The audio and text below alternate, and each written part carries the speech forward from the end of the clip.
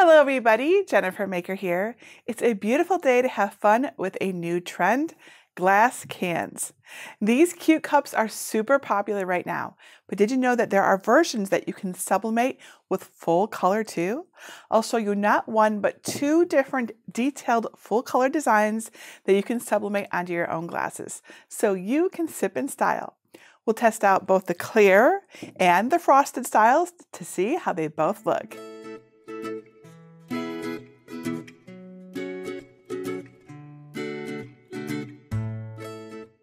These can-shaped drinking glasses have been all the rage lately, and while you may not be able to enjoy a cold one with your toes in the sand right now, you can decorate some with floral and beach-inspired images that I designed to get you through these chilly winter months.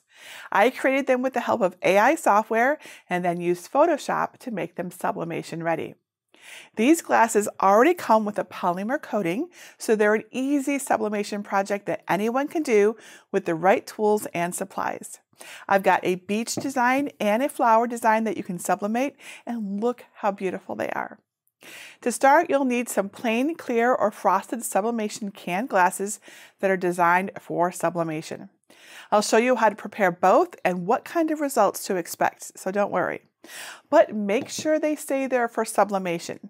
You can't sublimate a design on plain glass, plus you need to be certain it's safe to heat them up a lot, as we will do in this tutorial.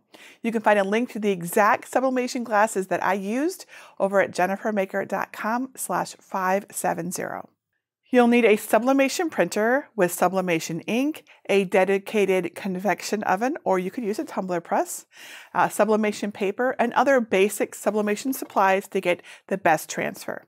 If you are new to sublimation and want to try it out, check out my guide at JenniferMaker.com/sublimation for beginners.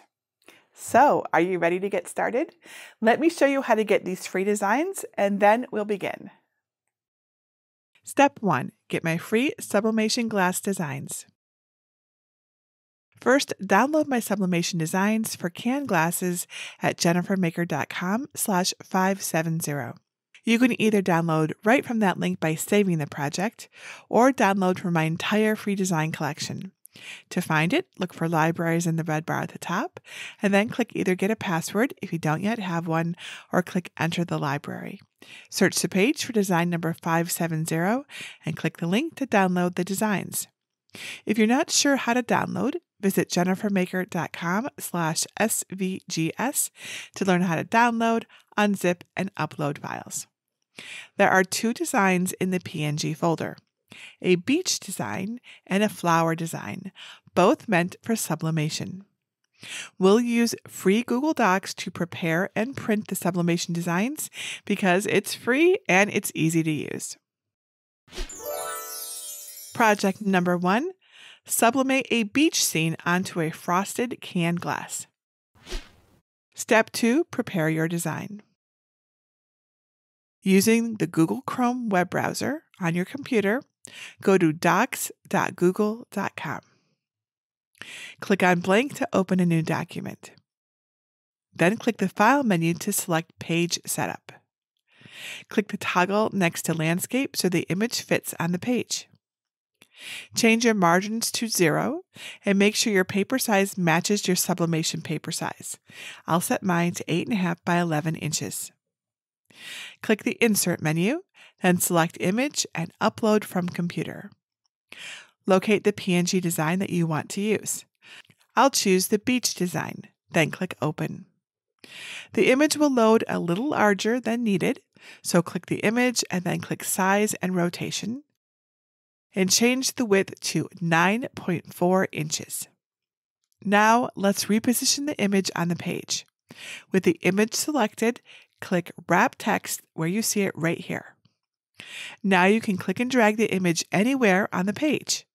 I recommend placing your design in the center to ensure nothing gets cut off. To give your document a name so you can find it later, click where it says Untitled Document and type a new name. Now click the File menu and select Print. Under Destination, select your sublimation printer.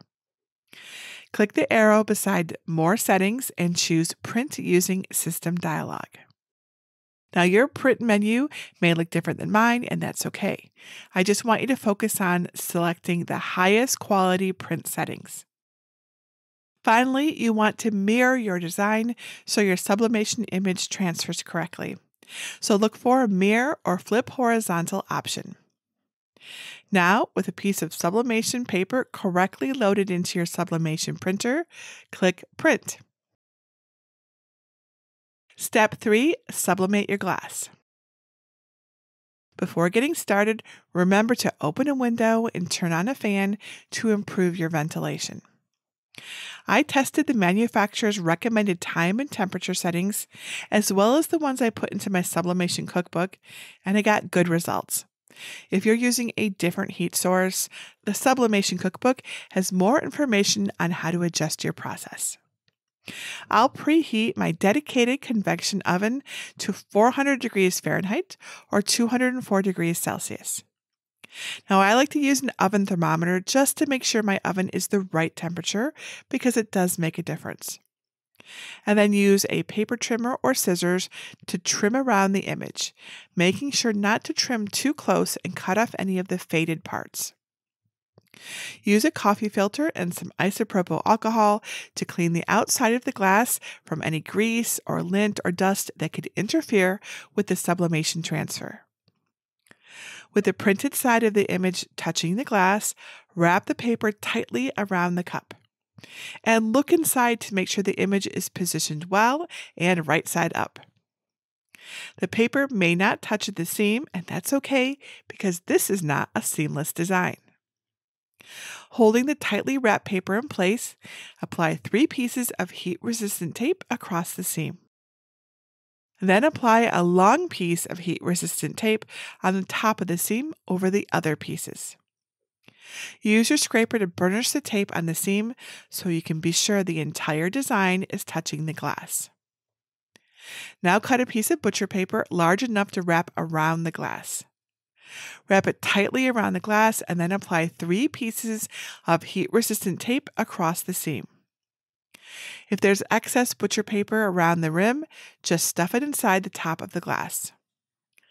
Now, if you've made sublimation tumblers in a convection oven before, you might be wondering about using shrink wrap or silicone bands, but you do not need those things with the sublimation glass cans. All you need is butcher paper wrapped and taped around your design. While you can use shrink wrap if you really want, it's important to note that you should not let any of the shrink wrap plastic touch the glass itself, as it can stick to it and it can be hard or even impossible to get off later.